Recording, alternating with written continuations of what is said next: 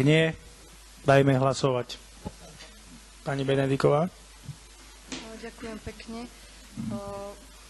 Ja len mám takú naozaj veľmi jednoduchú otázku.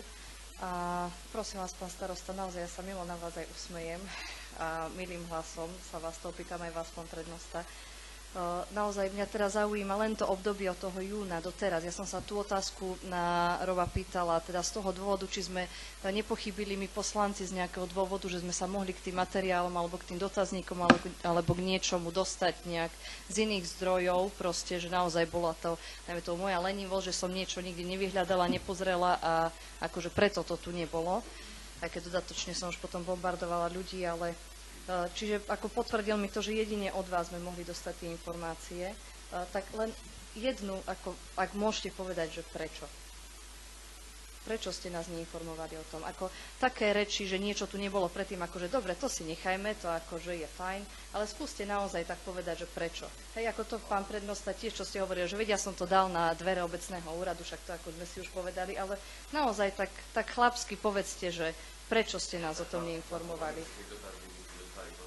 Nie dodatočne. Prečo ste nás neinformovali o všetkých stretnutiach? Matúš, koľko bolo tých mailov? No nebol 1, 2. Hej, ako všetko predpokladám, ako malo ísť ľuďom a tak ďalej. Ja som vás neinformoval o jednom, o tom, ktoré no, bolo tu.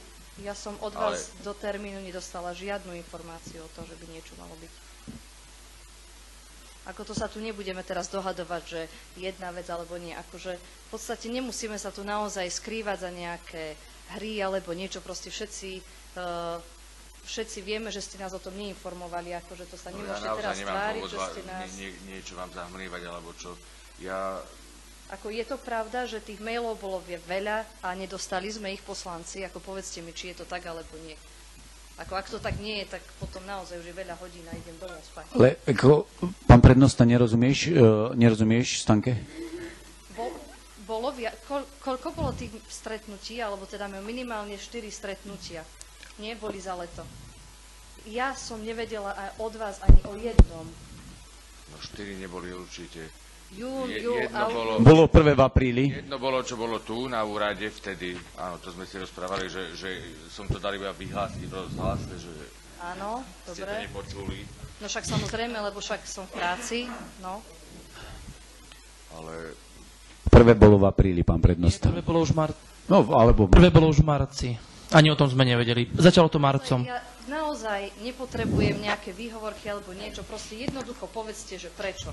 Ako ja, ak som niečo zabudla, neurobila, tak poviem, dobre, však som zabudla, neurobila, v poriadku, ideme ďalej. Ale povedzte naozaj, akože úplne úprimne naozaj, neurobil som to, uznajte si, alebo povedzte, že ste to urobili. Hej? Ja absolútne v žiadnom prípade nechcem na nikoho útočiť. Ak ste mi povedali, že ste mi to poslali a mi to neprišlo, proste mohlo sa stať, ale akože nevravím, že nie. Ale ak ste to neposlali, tak povedzte, že prečo ste to neurobili. Ako prečo ste zmarili všetky kroky týkajúce sa... Ja za seba poviem, že ja som sa tomu nevenoval.